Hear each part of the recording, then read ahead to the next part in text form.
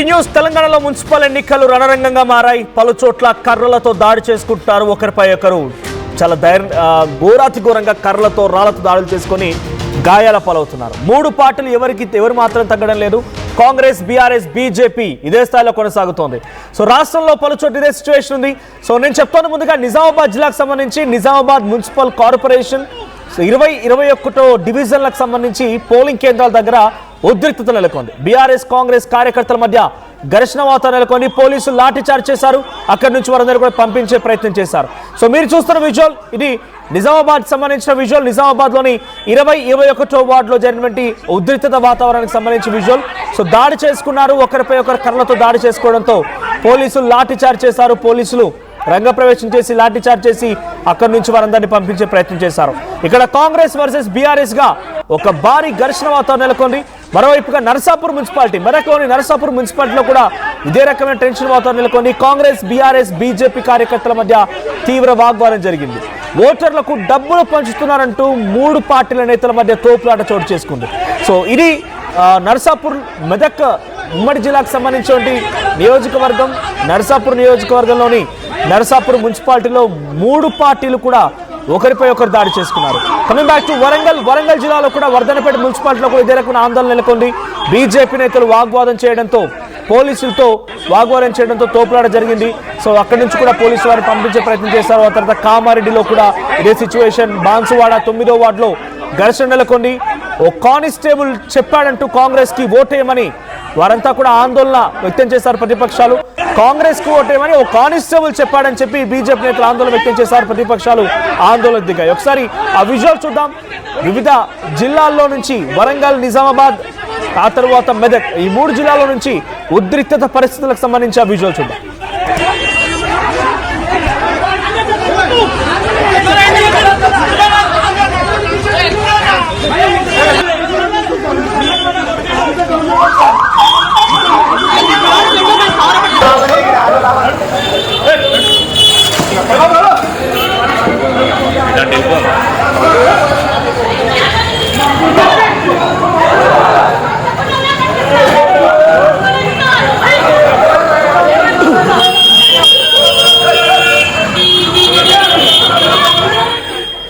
Right, Medak Narsapur లో జరిగిన ఘర్షణకు సంబంధించి మరిన్ని అప్డేట్స్ మా ప్రతినిధి మహేష్ లైవ్ లో సిద్ధంగా ఉన్నారు. మహేష్, సో నర్సాపూర్ మున్సిపాలిటీలో ఏకంగా బీజేపీ, బీఆర్ఎస్, కాంగ్రెస్ మూడు పార్టీలు డబ్బులు పంచుతున్నాయంటూ ఒకరిపై ఒకరు వాగ్వాదాన్ని దిగారు. ఒక రసభాస చోటు చేసుకుంది. అప్డేట్స్ ఏంటి? సో నర్సాపూర్ మున్సిపాలిటీలో ఓటింగ్ పైన ఎటువంటి అప్డేట్స్ ఉన్నాయి? మరి ముఖ్యంగా ఇక్కడ ఉద్రిక్తతలు జరుగుతున్నప్పుడు కొద్దిసేపు పాటుగా ఓటింగ్ సరళి కూడా ఆగిపోయే అవకాశం ఉంది. సో కరెంట్ సిచ్యువేషన్ ఏంటి? ఖచ్చితంగా మనది ఇప్పటికే నర్సాపూర్ నియోజకవర్గంలో ఉన్నటువంటి నర్సాపూర్ మున్సిపాలిటీలో 15వ వార్డు, ఇటు 8వ వార్డులో 2 వార్డులలో కూడా ఒక ఉద్రిక్తత వాతావరణం ఉంది. ఎందుకంటే ఇటు బీఆర్ఎస్, బీజేపీ పార్టీకి సంబంధించిన, కాంగ్రెస్ పార్టీకి సంబంధించిన వారు కూడా ఈ యొక్క పిడిగుద్దులు గుద్దుకున్నారని చెప్పుకోవచ్చు. ఎందుకంటే అక్కడ చూస్తుంటే మరి ఒకరిని ఆపే పరిస్థితులు లేరు. పోలీసులు వచ్చినా కూడా ఒకరిపై గుద్దుకుంటున్నారు తప్ప ఎవరు సంజాయించినా కూడా ఎవరు ఊకుండడం లేదు. ఎందుకంటే ఇటువంటి సమయంలో ఓటేసే వచ్చే వారికి ఒక చెప్తున్నారని చెప్పి ఒకరికొకరు మాట్లాడుకోవడం, డబ్బులు వస్తున్నారని చెప్పి ప్రధానంగా ఆరోపించుకుంటున్నారు. ఇక్కడ చూడొచ్చు, అంటే బట్టలు చెప్పుకునేంత వరకు కూడా వెళ్ళిపోయింది. వాళ్ళు కొట్టుకునే వీరంగం చూస్తుంటే అక్కడ పరిస్థితి భయానకంగా ఉందని చెప్పుకోవచ్చు. ఎందుకంటే వారు ఒక్కరిపై 3-4 దాడి చేయడాన్ని అక్కడ పోలీసులు సమయానికి లేకపోవడం, ఒక ఆయనకి చొక్కాకు సంబంధించి చిరిగిపోవడం వల్ల చాలా ఇబ్బందులు కలిగినాయి. దెబ్బలు కూడా బాగా తగలడంతో అక్కడ ఉన్న పోలీసులు చేరుకోవడంతో అక్కడ ఉన్న వారిని బీఆర్ఎస్ పార్టీ నాయకులను కావచ్చు, కాంగ్రెస్ పార్టీ వాళ్ళని కూడా చెదరగొట్టిన పరిస్థితి ఉంది. అంటే ఏది ఏమిటి జిల్లాలో చూసుకున్నట్టయితే చాలా చెదురుమరు ఘటనలు జరుగుతున్నాయి. ఇటువంటి పిడిగుద్దులతో నర్సాపూర్ నియోజకవర్గంలో ఇటు 15 వార్డు కావచ్చు, 8వ వార్డులో జరిగిన సంఘటన మనం చూస్తున్నాం. అదేవిధంగా మరోసారి చూసుకున్నట్టయితే మనం జోగిపేట పోలీస్ తీరుపై ఓటర్లు అగ్రహం అని చెప్పి చెప్తున్నారు, దురుసుగా ప్రవర్తిస్తున్నారని చెప్పి ఓటర్ మహిళలు కూడా వాగ్వాదం దిగిన పరిస్థితి, ఓటర్లపై లాఠీచార్జ్ చేస్తున్న పరిస్థితి మనం చూస్తున్నాం. అంటే ఈ సంఘటన చూస్తుంటే నేరుగా రామాయంపేట మున్సిపల్ పరిధిలో 7వ వార్డు గొలిపర్తి వద్ద ఉద్రిక్తత, బీజేపీ నాయకులు డబ్బులు పంపిణీ చేస్తున్నారని చెప్పి ఆరోపించిన కాంగ్రెస్ నాయకులు వర్గాల మధ్య ఒక ఘర్షణ వాతావరణం చోటు చేసుకుంది. ఇక్కడ 3-4 చోట్ల కూడా ఇటువంటి ఘర్షణ వాతావరణం ఉండడంతో పోలీసులు రంగప్రవేశం చేసిన తర్వాత చెల్లాచెరు చేస్తున్న పరిస్థితి ఉంది. అంటే ఏది ఏమైనప్పటికీ ఇద్దరు ఓటింగ్ వచ్చే సమయంలో ఓటర్లకు భయాందోళనకు గురి చేస్తున్నారు, ఓటేయాలని చెప్పి సందర్భాన్ని చూస్తున్నారని చెప్పి ప్రధానంగా ఇరు పార్టీల నాయకులుగా చెప్తున్న పరిస్థితి. దీనికి సంబంధించి పోలీసులు వచ్చిన తర్వాత మరి ఎక్కడెక్కడ చెల్లాచెదరు అయిన పరిస్థితి మనం చూస్తున్నాం. అంటే సమయానికి చూసుకున్నట్టయితే అక్కడ ఇరు వర్గాలకు సంబంధించిన తన సంఖ్యను బట్టి పిడుగుతుల వర్షం అయితే నర్సాపూర్ నియోజకవర్గంలో 15 కావచ్చు, ఇటు 8వ వార్డులో కూడా ఇటువంటి సంఘటన చోటుకోవడం అక్కడ ఉన్నటువంటి భయాందోళనకు గురవుతున్న పరిస్థితి మనం చూస్తున్నాం మనోజ్.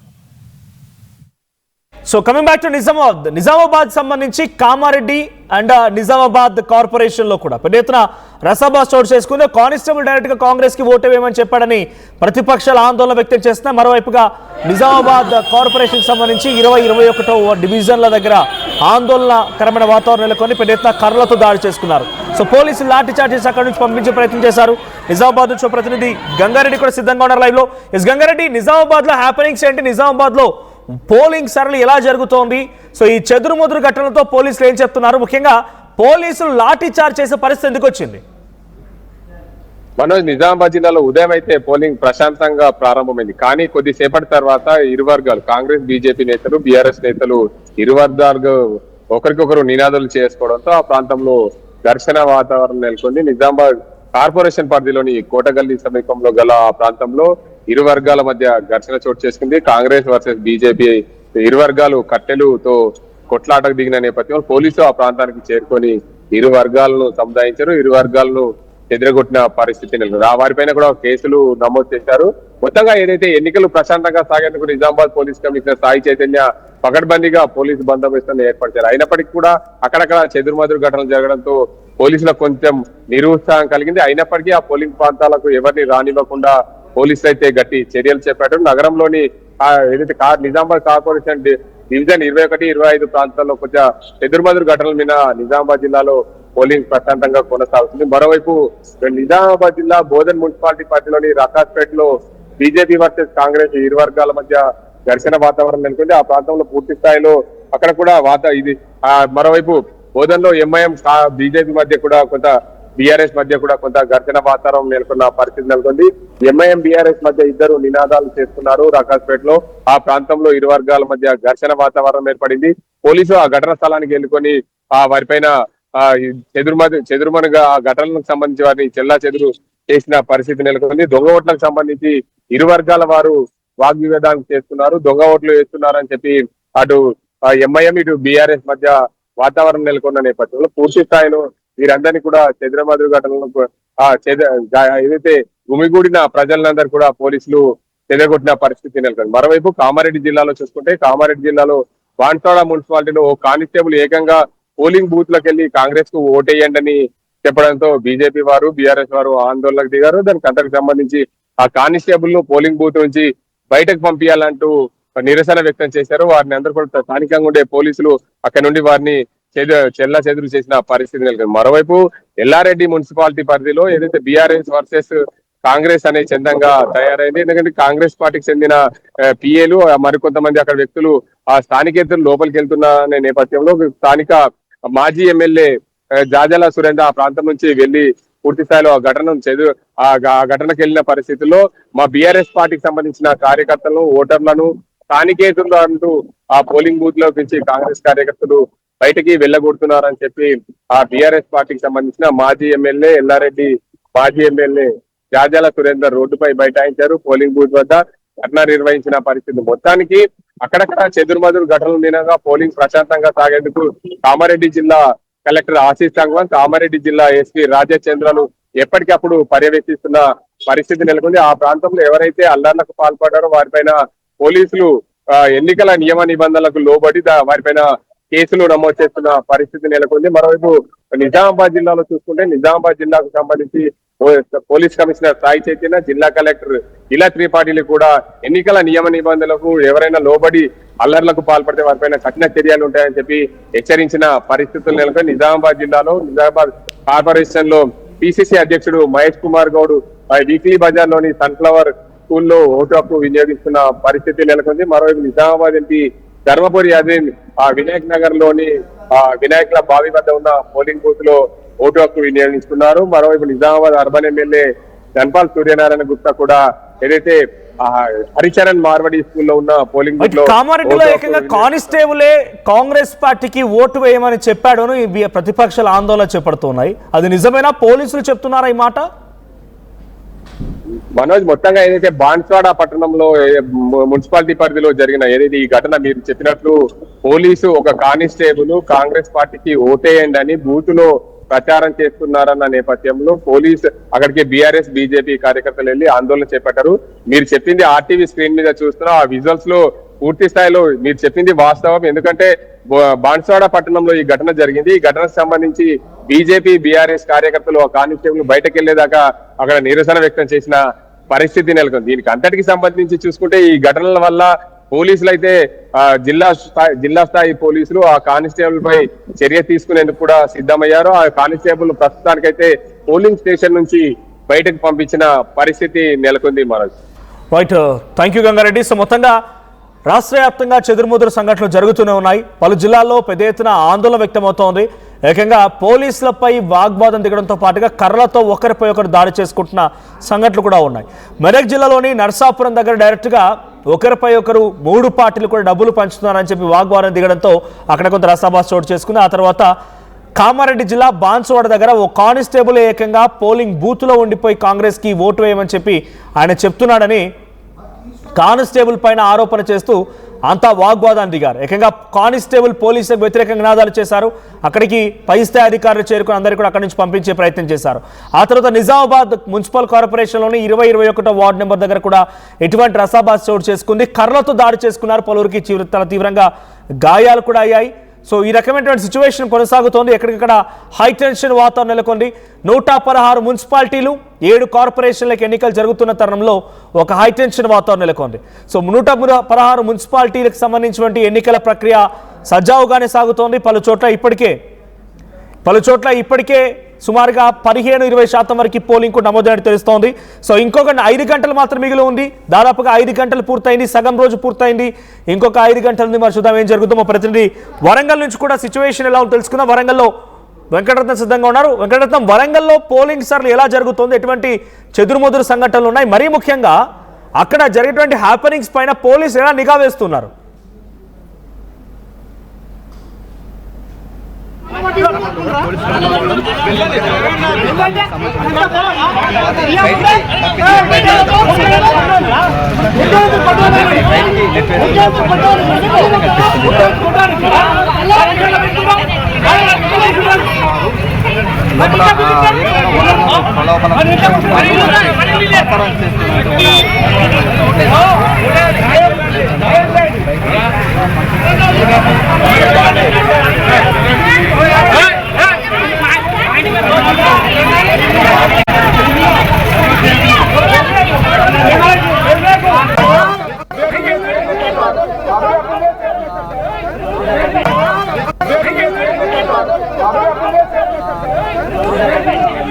రైట్, మా ప్రతినిధి వెంకటరత్నం సిద్ధంగా ఉన్నారు. ఎస్ వెంకటరత్నం, సో వరంగల్లో ఎటువంటి సిచ్యువేషన్ ఉంది, పోలింగ్ సార్లు ఎలా జరుగుతోంది, పోలీసులు ఎక్కడెక్కడ జరిగేటువంటి చిన్న సంఘటనలపై ఎలా టాకిల్ చేస్తున్నారు? అయితే ఉమ్మడి వరంగల్ జిల్లాలో మొత్తం 12 మున్సిపాలిటీలకు ఎన్నికలు జరుగుతున్న నేపథ్యంలో ప్రస్తుతానికి వర్ధనపేట, మహబూబాబాద్ లో మాత్రం కొంత ఉద్రిక్త పరిస్థితులు అయితే నెలకొన్నాయి. ఇక్కడ వర్ధనపేటకు చూసినట్టయితే బీజేపీ ఇక్కడ 3వ వార్డు అభ్యర్థి కొండేటి అంటే మాజీ ఎమ్మెల్యే కొండేటి శ్రీధర్ వాళ్ళ సోదరుడే పోటీ చేస్తున్నటువంటి పరిస్థితి. అయితే ఇక్కడ పోలీసులకి అలాగే ఉన్నటువంటి అభ్యర్థులకు మధ్య తోపులాట జాగడంతో ఒక్కసారి ఉద్రిక్త పరిస్థితులు తలెత్తాయి. అంటే ఒక అభ్యర్థిని కూడా పోలింగ్ స్టేషన్ నుంచి ఎందుకు నెట్టివేస్తున్నారన్నటువంటి ఒక ఆందోళన కూడా వాళ్ళు వ్యక్తమవుతుంది.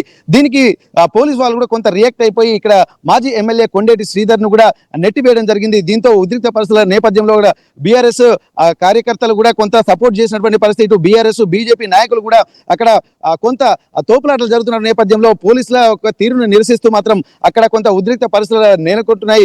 ఇప్పటి వరకు జరుగుతున్నటువంటి సిచ్యువేషన్స్ మనక చూసినట్టయితే ప్రస్తుతానికైతే ఇక్కడ బీజేపీ అలాగే బీఆర్ఎస్ కార్యకర్తలు కూడా ఇక్కడ ఆందోళనకు దిగినటువంటి పరిస్థితి ఇక్కడ అంటే ఒక్కొక్కరికి ఒక్కొక్క న్యాయం ఏంటన్నటువంటి ఒక ప్రశ్నలు కూడా తలెత్తుతున్నటువంటి సిచ్యువేషన్స్ కనిపిస్తున్నాయి. ఇవన్నిటివి కూడా చూసినట్టయితే ఇక్కడ పోలీసులు కొంత సమయం పాటించాల్సినటువంటి అవసరం ఉంటుంది. అధికార పార్టీ ఉంటే ఒక రకంగా, మిగిలినటువంటి వాళ్ళకు ఒక రకంగా ఉండకూడదన్నటువంటి ఆలోచనలు చేస్తున్నాయి కూడా ఇటు బీఆర్ఎస్ అలాగే బీజేపీ నాయకులు కార్యకర్తలు కూడా వర్ధన్నపేటలో అక్కడ బైఠాయించి నిరసన తెలుపుతున్నటువంటి పరిస్థితి. మరోవైపు మహబూబాబాద్ లో కూడా ఇక్కడ వార్డు మెంబర్లకి మధ్య, ఆ వార్డు కౌన్సిలర్ కు మధ్య కూడా గొడవ జరిగింది. ఇక్కడ లోపలికి వెళ్తున్నటువంటి క్రమంలో ఒక్క పార్టీకి సంబంధించినటువంటి వాళ్ళని లోపలికి ఎందుకు రాణిస్తారన్నటువంటి నేపథ్యంలో ఇక్కడ కాంగ్రెస్ కార్యకర్తకు సంబంధించి కాంగ్రెస్ మున్సిపల్ కౌన్సిల్ కి సంబంధించినటువంటి అభ్యర్థి ఇక్కడ గొడవకు దిగినట్టుగా తెలుస్తుంది. అలాగే బీఆర్ఎస్ కు సంబంధించినటువంటి వాళ్ళు కూడా ప్రతిదాడికి దిగేటువంటి పరిస్థితి. అంటే ఉద్రిక్తత నడుమ కూడా ఇక్కడ మహబూబాబాద్ అలాగే వర్ధన్నపేటలో కూడా ఒక ఉద్రిక్తత పరిస్థితి అయితే తలెత్తున్నాయి. మిగిలినటువంటి ప్రాంతాల్లో కూడా చెదురుమదురు ఘటనలు కూడా ఉంటున్నాయి. కానీ ప్రశాంతంగా మాత్రం ప్రస్తుతానికి పోలింగ్ జరుగుతున్నటువంటి పరిస్థితి మిగిలిన ప్రాంతాల్లో కనిపిస్తుంది. ఏదేమైనప్పటికీ కూడా ఇక్కడ అంటే గెలిపే లక్ష్యంగా ముందుకు వెళ్తున్నటువంటి నేపథ్యంలో కొంత ప్రలోభాలు కూడా ప్రభావం చూపిస్తున్నాయి. ఉదయం పూట కూడా అట్లాంటి ప్రలోభాలకు గురి చేస్తున్నటువంటి ఒక విమర్శలు కూడా చేస్తున్న నేపథ్యంలో ఇక్కడ అట్లాంటి వాళ్ళను ఇక్కడ 100 మీటర్ల దూరం వరకు అలో చేయమని చెప్పి అధికారులు చెప్తున్నారు. కానీ కొంతమంది ఇక్కడ లోపలికి ఎలా వెళ్తున్నారు అన్నటువంటి ఒక విమర్శలు వస్తున్న నేపథ్యంలో పోలీసులు కూడా దానికి సమాధానం చెప్పాలన్నటువంటి ఒక ఆలోచనలు కూడా చేస్తున్నారు. దీనికి సంబంధించి ఇక్కడ పోలీసుల తీరును నిరసిస్తూ మాత్రం ఇక్కడ వర్ధన్నపేటలో ఇక్కడ బీఆర్ఎస్ బీజేపీ నాయకులు కార్యకర్తలు మాత్రం నిరసన వ్యక్తం చేస్తున్నటువంటి పరిస్థితి మనవచ్చు. రైట్, వరంగల్లో జరిగేటువంటి ఈ అంశాలపైన పొలిటికల్ ఎటువంటి వేడి రాజుకుంది? అంటే ఇప్పటివరకు ఎటువంటి పోలింగ్ శాతం నమోదైంది? సో ఇంకా ఓటర్స్ వస్తూ ఉన్నారా? పొలిటికల్ రసబాస్ ఎలా ఉన్నాయి? అయితే ఇప్పటి వరకు ఓటర్లు కూడా ఉదయం వరకు కొంత మందకొడిగానే సాగింది. మున్సిపల్ ఎన్నికలు కావడంతో టౌన్లో ఉన్నటువంటి వాళ్ళు ఎక్కువగా వస్తుంటారు కాబట్టి ఓటు హక్కును వినియోగించుకోవడానికి కూడా ఎక్కువగా ప్రస్తుతానికి మధ్యాహ్నం వరకు మందకొడిగానే సాగింది. ఇప్పటికే జనగామ జిల్లా కలెక్టర్ షేక్ రిజ్వాన్ పాషాతో మనం మాట్లాడడం జరిగింది.